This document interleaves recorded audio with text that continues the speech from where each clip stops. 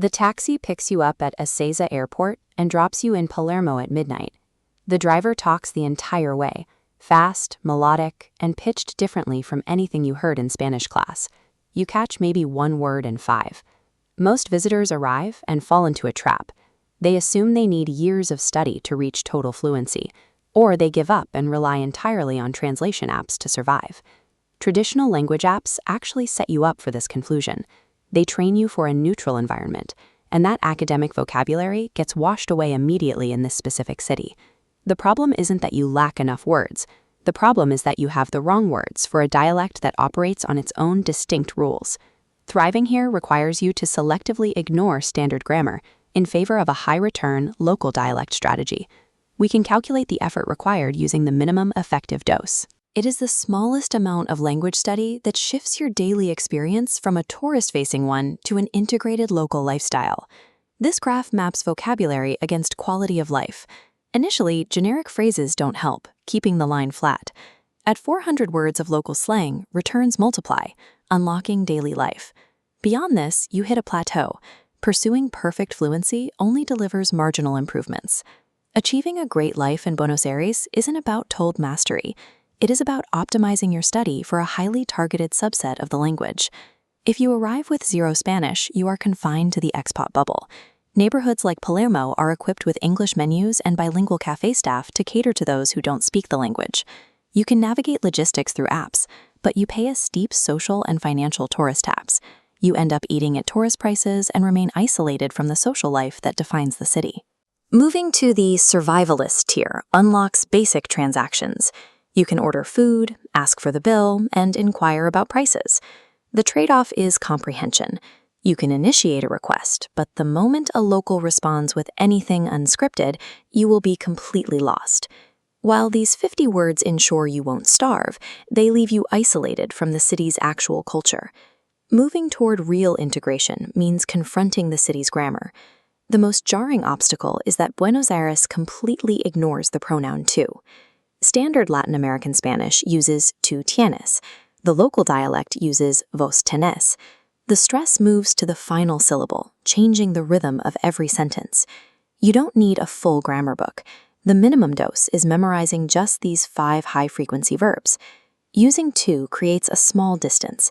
It signals that you are just passing through.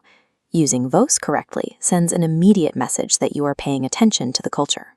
Mastering this single grammatical shift delivers the highest social reward for your time spent studying.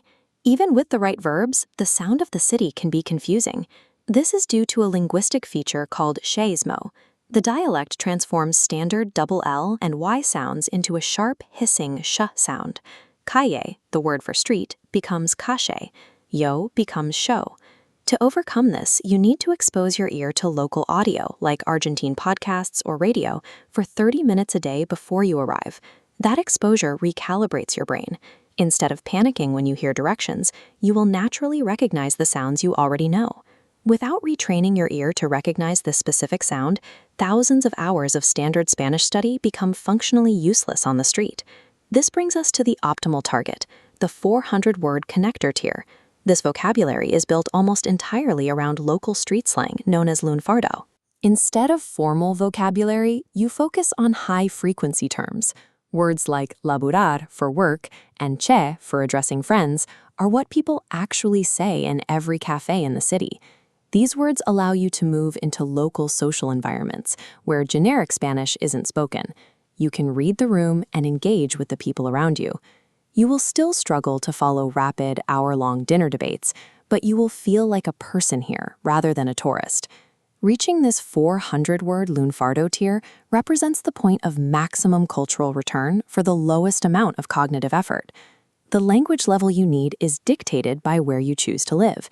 In a polished neighborhood like Recoleta, the Spanish is slower and clearer. For short stays here, the 50-word survival tier is usually enough. If you move to a neighborhood like San Telmo, that English safety net disappears. The vendors and cafes here expect you to operate in Spanish.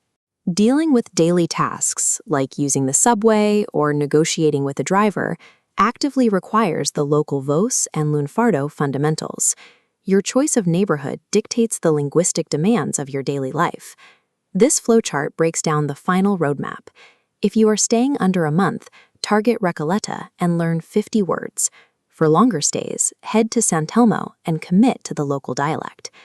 Time spent studying neutral Spanish or European conjugations is a guaranteed waste of your energy for this specific city. That is why the sponsor of this video, StreetTongue, is built for this hyper-local learning approach.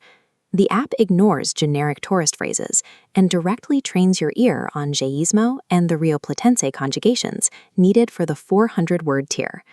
Let us know in the comments, when has a standard language classroom sailed you abroad? And which Buenos Aires tier are you targeting?